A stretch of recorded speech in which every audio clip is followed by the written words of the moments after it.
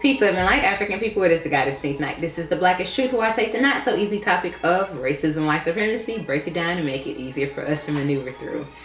When I saw all of those red scripts on the walls, and he was mentioning how anywhere Horus spoke, they wrote it in red here, and then I reflected to the New Testament in the first 4 books, anywhere Jesus speaks, it's written in red, I was just like, you got to be kidding me. I was like, girl, y'all even wrote the letters in red too? And I think it was at that lecture in particular that everything just kind of like solidified for me.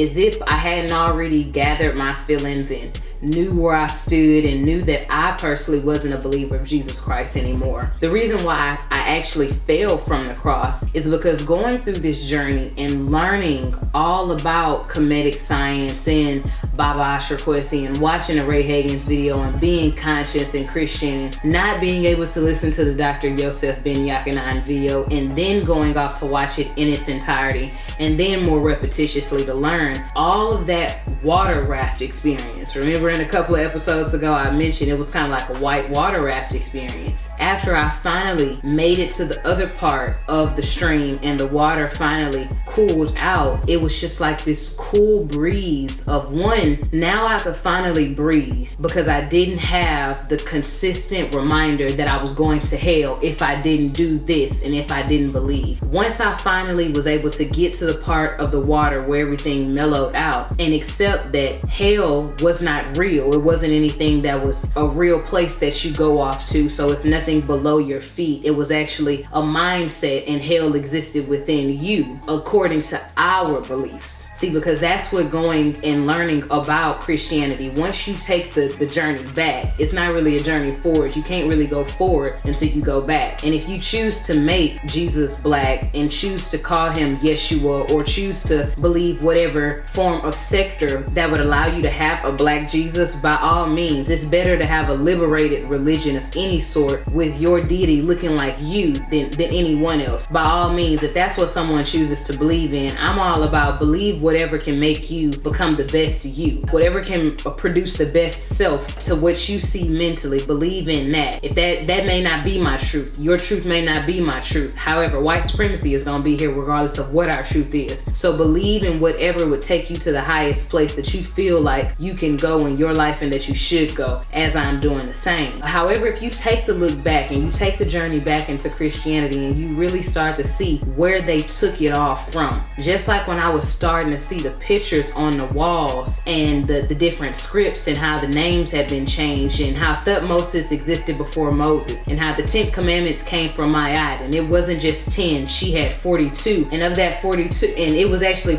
more prior to the 42, but those 42 daily precepts, they said in the morning, for I will not, and in the evening they repeated those same 42 precepts saying I have not, and daily they reminded themselves of these things, and daily they admonished their women and had a certain viewpoint for family, the black man, the black woman who came together to produce black child, the immaculate conception. It was everywhere that they were. So once you go further back into Christianity, prior to it being called Christianity, and you start to come to you and where you came and brought the story to the world, then you would see the people weren't real. The people were allegories. The people were creations to display a concept that existed within you to make it easier to grasp. Like when you say you have the tooth fairy, someone is going to come and put a trinket underneath your pillow, which I'm a huge fan of the tooth fairy, by the way. I was like, I need my $5, bitch.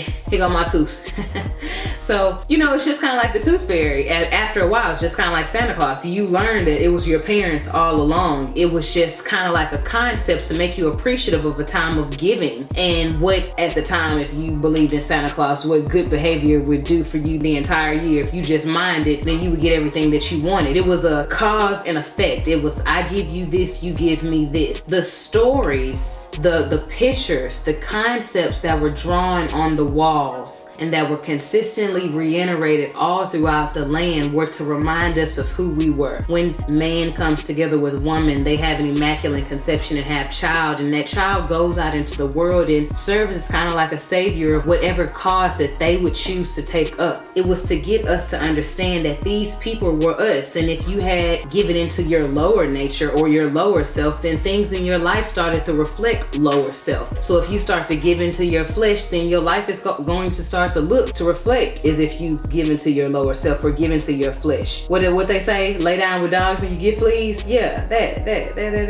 The day that I came to the reality, and remember I told you I posted that picture of Keanu Reeves waking up out of the Matrix. The day that I woke up out of the Matrix and understood that, wow, where the story of Christianity comes from, it was not to be taken for physical fact. It wasn't to be taken as law, as in this person existed, this person existed, this person existed. It was to be able to portray what you had within you. When it dawned on me that like there was no Jesus coming to save me, that was the part that felt like your whole world just like caves in, and the foundation that you were previously walking on, like the ground in which you were walking on, in which you were standing and you felt validated by, or you felt secure by, it's just totally ripped from underneath you. So now it's like, where does my salvation lie? Okay, is hell real? Is hell not real? If hell's not real, does that mean heaven's not real? If heaven's not real and hell's not real, does that mean Jesus not real? Lord, if Jesus is not real, who in the hell is going to come and get us up out of this shit? See, that's why they don't want us to actually get to the other side of Christianity, of their version of it rather. Because if you get down to the other version of it, you go further back enough, you could even go to the Black Madonna again. You could make everybody black, it's still not going to change anything about it. This is about you. Your child is your black son. Your daughter is your black son, is your actual sun, the sun which gives source of light and nourishes everything. The water wouldn't be able to do what it does without the sun. Plants wouldn't be able to do what they do without the sun. The atmosphere, the earth alone could not exist without the sun. That's what your world is without your children. That's what Black African lifestyle is all about. We come together, we have children, and then our children become our sons, and everything that we do, we invest into them because they are our future. This is about the cycle of Black life. This is the Ankh. This is who we are. They got our story. They saw what spirituality was to us. They saw that you couldn't even talk to us without making things spiritual. It's clearly the same today. This is always who we were. We just didn't need a book to tell us about it. And ever since we've come into contact with that book, let's be honest. If you're being honest, you don't have to be honest with me. You can be honest with yourself in your personal time. If you're being honest with yourself, you would be able to say that we've been on the decline ever since we've come into contact with the people and the book. And you could say it's because we don't have a proper viewpoint and who taught us a pseudo such and such and such and such blah blah blah blah blah blah blah. No, we got to do away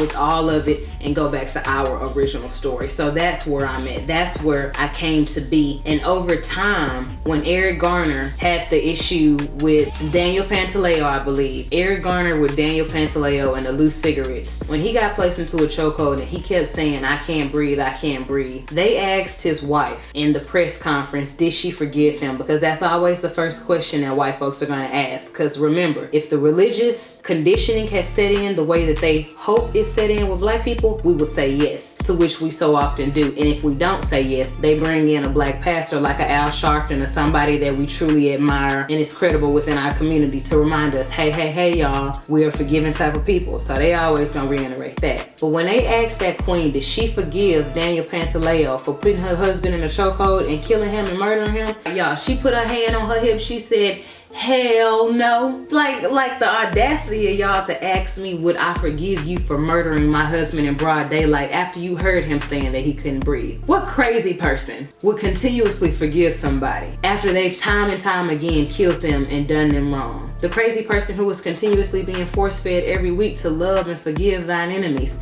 as you too have been forgiven. That's the whole gig. And I'll leave it here. Y'all ever wonder how you see pictures of people taking videos with animals and different things like that, and the animals are having their paws up, lions and tigers, and people are smiling next to them? Well, before they're able to take that picture with that lion, the zookeepers are injecting them with a certain type of cocktail that would sleep them, that would allow their natural nature to be decompressed in order for them to be able to just take the picture at ease and not actually slap the shit out of somebody with one of their paws. Well, that's Christianity. Christianity is that cocktail that continuously sleeps Black people. So when we do get frustrated, it says, no, wait, calm down.